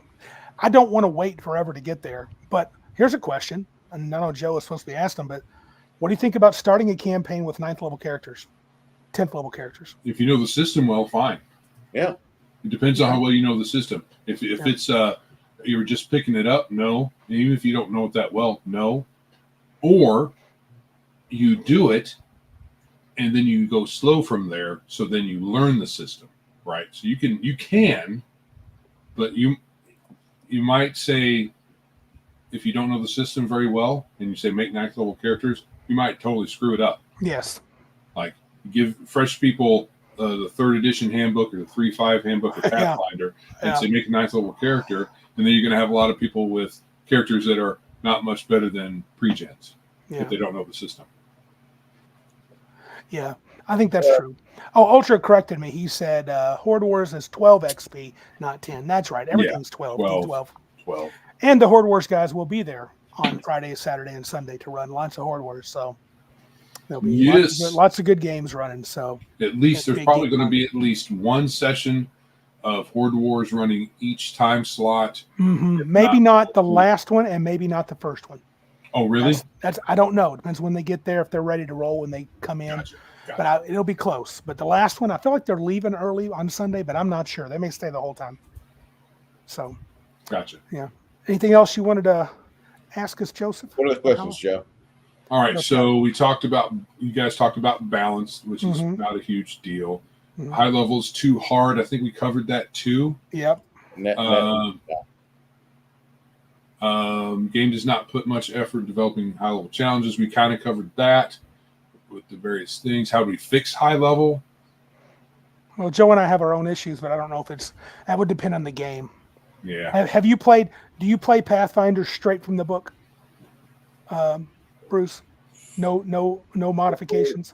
Your high level game? Probably about 70% of it is from the book. For the monsters, like everybody's got an actual hit points versus the hit points that's on a character sheet. Because I use a simple rule that if you're an elf or halfling or gnome, you get half your con bonus, or you get half your constitution score added to your hit points, and I track that. Mm-hmm. I tell them about that. They track it themselves, but they don't know they've got like this extra 6 or 8 hit points. Okay, humans get their full benefit of their con score. Dwarves get their full benefit because they're medium sized and they're healthy, but elves are just like fucking small creatures. Okay, large characters have an extra ×2 of their con added to their hit points. That way, I don't have a one-shot ogre when I'm running my high-level game. When they were only 6th level, they slaughtered an ogre within like a single round, or like there was 6 ogres within a round and a half. The entire 6 ogres were dead, and I'm like, I got to figure this out. I got to figure something here. So, large creatures get ×2 of their con. Huge creatures, like this beefy boy here, you would get ×4. Okay, cool. Gargantuans get ×8. Colossals get ×16. You basically beef up the hit points. Yeah, I beef up the hit points. I have larger than average games. Usually, like right now, I've only got 5 players, but usually it's between like 6 and 8. Wow, that's a big table. And so they all have hero labs, so they all muster around Chris, and Chris gives them barking orders of like, you need to get this skill, you need to get this feat, you need to get to this magic item here. Your AC is low. You just need to get he's their general. That's almost an MMO guild style. Yeah, almost. And it's kind of a nice if you can handle the metagaming, but when I'm running the game, I don't want to hear him talk about the mathematics. Do that after the game is over. And we have a real disagreement because he feels the game should be just basically a board game where I kick down a door, roll initiative. Yeah. And I don't like that. I want a story. But he stays on and plays anyway. He's not like, I'm not doing it. He's just more he's more there for the combat and the mini stuff. And you know what? That's cool. One of my players left because there's too much RP. Oh, okay. Well, thank you, Janet, for bringing the RP to my game. Sadly, because I added Janet, I lost Greg. Oh well, people have their preferences. Well, she's an actress, right? Janet is. Yeah. Or she's got and she likes RP a little more. That's not surprising. Very much. I'm trying not to let the other tabletoppers talk to her because they're gonna abduct her for a vampire game. We'll never see her again. Yeah, she's probably good at that role playing. I'm sure she is. But she loves this game, and she's in both campaigns, so it's pretty nice to have her around. Mac, you have yourself a great time. Be safe on your trip, sir. Drive safe. Yep. But I really like the game balance that Weird Guy is having. I don't think is typically the balance that you would have in like a D20 game. I think his is more narrative than mathematics. Yeah. And that seems like where we go back to the Vagabond and the Cosmo Knight are hanging out in the same Rifts party. Yeah. And the DM has to make an adventure for them to do stuff. Good night, Ultra. See you, brother. Ultra. With those type of games, you really just have to find a narrative problem. I don't think that's a solution where like it's okay, kick down the door because the Vagabond will get killed and the Cosmo Knight will be like, I lost my friend. Solo play. I get all XP. A lot of your build websites that started coming into the foreground during 3rd edition, there was always the question of even in 2nd, I guess, what they call the quadratic wizard and the linear fighter. So the idea was, I would hear a lot of people say, the fighter's no good at high level because he can't affect the world. And then I would play a straight 3.5 20th level barbarian human, and I'm like, he looks like he sure could affect a lot of people.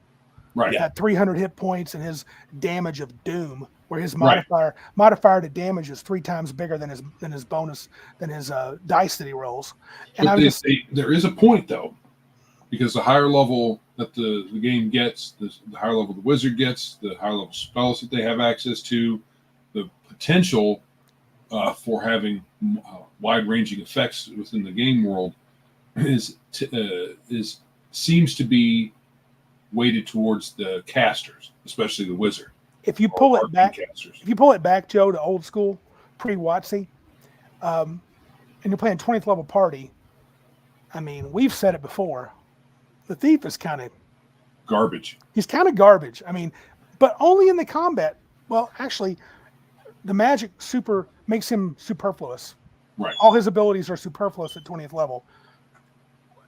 In a high level fix, especially if we're going to pull back to old school gaming, how do you make the fighter, the marshals, and the rogues that are much more, I'll use the word mundane, feel as important or feel like they've got something to do? Does it just harken back to what kind of weird guy said and just let them have something to do? And players need to be satisfied. If you choose to play a fighter and you're 19th level, the wizard's going to look awfully impressive most of the time. And you're going to seem like, well, I hit things hard. And the wizard's like, I can do that too. Oh yeah, and I can cast Wish. How you like me now? Right. You know. So some of that, I guess, is going to depend on access to magic items and what that balances some, sure. Some. But that's just the way D&D rolls. I think so too. And I don't think it's bad. I think if you're, and I think we had a lot of players back in the day, they didn't really complain. I mean, I don't remember them being mad when you were casting fireballs and stone skin and crap like that. We're talking about your cousin JR. Oh, JR didn't like. Yeah, true. He didn't like because you were immune to his Vorpal that one time when you guys were doing PvP. You could run Lankmar. Did you ever run Lankmar? Yeah. Lankmar, the wizards were magic was hobbled. Like it took you not segments for casting; it took you rounds for casting because every spell you had, whatever level it was, that was how many rounds it took you to cast it. So if I'm casting a fireball, that's 3 rounds later is when I point and I say how many feet the pebble goes, and then it goes off. But for 3 whole rounds, I'm doing this casting, and everybody can hear me that's around me. So you're not going to actually get that casting all the way through unless you have enough bodyguards. Correct, and that's where that's a more balance. That gets everybody on the same playing field. I think high level D&D though, you have to be careful because I know I created an assassin in 2nd edition. Not the assassin class. He was a killer of mages, and he was high level for our party. And he wielded, I don't know if people remember this, they actually allowed you to have a plus 6 weapons. And I gave him a plus 6 defender with the ability to cast anti-magic on himself. And he was known as a mage assassin. He assassinated wizards because he would just cast anti-magic shell, go into a mage's home, can't cast nothing, cut him down. But I think if you think about high-level fighters, the way magic items would be coming out, be showing up at high level, you could easily have a 20th level fighter that's got a ring of invisibility. He has necklace of fireballs. He has +5 everything and a Vorpal, and maybe he has a carpet of flying. I mean, He's not a wizard, but he sure plays one. You know, he spent the night at what's the hotel where you learn how to do stuff? In a Red Roof Inn or wherever it was. I learned how to act like a wizard. I play one on TV because he would look like a wizard to a village. Right. And so with the thief, if he's got gloves of missile snaring and a necklace of teleportation and armor that lets him blink 3 times a day, I mean, he would be terrifying. So yeah, there's 2 ways you can go in this. Is either you bring the non-casters up, or you take the casters down. Holiday Inn Express. Yeah. I say you allow for that. I think you don't worry about it. And if the non-casters can come up, that's great. If the adventure allows for it and things happen. But if you don't, if you're playing 15th level and your thief's got a couple of magic items and that's it, and you're mad because the wizard's teleporting you guys all over creation and doing cool stuff, and you're like, all I can do is sneak attack. Dude, yeah, but you chose this guy. Mm-hmm. And you were loving it when you were 3rd level and the wizard could go, I cast my sleep spell, I'm done. Now it's a different story. He's the Archmage of Greyhawk, so you got to live with that. Right. But, Oh, what do you think, Joe? Do we get to all your questions? I think so. I think we got it all. We already talked about Big Geek Con. I don't think we really have much else to talk about. We can let Bruce pimp out his channel here on YouTube. Yeah. What should everybody be watching every week, Bruce? What are you up to? Well, every Saturday, unless I have to work or my players abandon me, every Saturday I run a game. Usually we start, I summon them at around 12:15, 12:30. I try to turn on the camera as quickly as I can afterwards, but sometimes, like this last month, we didn't meet at all. So for 2 hours, I'm there helping with Chris with the admin side of 16th level characters. That has a problem, but we still played after we turned it on for about 5.5 hours. Mm-hmm. And that's not bad. I want to go for 10, but that wasn't bad. Take what you can get. Yeah, we've had a real problem this year. BlackRock keeps trying to send these retards out to try to shoot Trump, and it interrupts my game. I'd like BlackRock to stop that. Wouldn't we all? I seriously, guys, stop. I get you. Well, at least this past time, it seemed like the Secret Service were actually doing their job. It does. Yeah. They were trying. Yeah. Either that or they were making it look like they were trying. Yeah. Their A team was definitely there. I'll say that much. Trying to make up for their screw up a couple months ago. They sent the Keystone cops elsewhere this time. Must have. Yeah. Yes. But well, that's every other week for each campaign. So you get low level one week and high level the next. Nice. Sundays, me and Janet sit down and watch a movie together, and then afterwards we talk about it. So nice. That's a girl, a guy in a movie. I've caught snippets of that, Bruce. Do you guys watch the movie and then are you just talking about it on the stream, or are you actually watching it on the stream? We watch it before the stream. Okay. I haven't figured out how to get around YouTube's hyperactive copyright laws, which I can't show more than 9 seconds of a movie without them giving me a strike. I think that's stupid. But we watch the movie now Sunday afternoon, and then we turn on the cameras and talk. This coming week, we are watching the second half of In Search of Tomorrow, which is a 5-minute overview of the 1980s sci-fi films.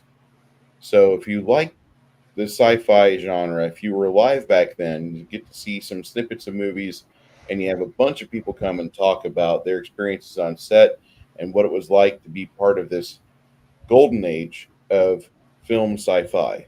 And so we're kind of commenting on this wonderful series. It's a 5-hour documentary. If you've never seen In Search of Tomorrow, I recommend you find somebody that's got a copy of it, or they can send you a link. I recommend that. Well, you guys definitely watch good movies, because I'll catch it and go, man, I should sit down and watch it, see what they have to say, and then I get busy doing something else. Yeah, so, send me a link on that. Is it like available for free in one of the services, or do you have to buy it, or what? I believe you have to buy it. Oh, okay. That sucks, but it's worth it, because you get, like I said, 5 hours. It's a 5-hour documentary. It goes from 1980, basically Empire Strikes Back, all the way to The Abyss. Okay.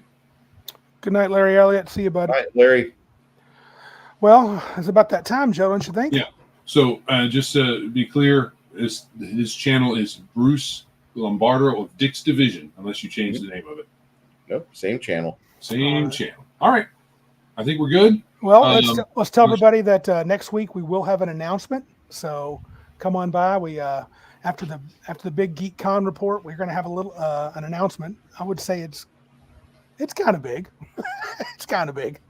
Looking forward to hearing about your report from the con. Yeah, we'll report the con. That'll be most of the next one, and then we'll talk about our announcement that's coming up. Yeah, we're going to see Iron Man and Larry and Mac and all these cool daddy-os. Darth is coming in from the Midwest. If we could only get Bruce to drive up from Texas, it'd be perfect.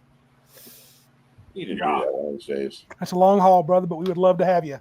And you got a place to stay if you do. You don't have to get a hotel, man. I hook you up. So, thanks. All right, guys. Well, what do you think, Joe? I think this is it. So this is Joe. And I'm Randy. And remember, if you can't be big like us, then be geeks like us, or be like Bruce.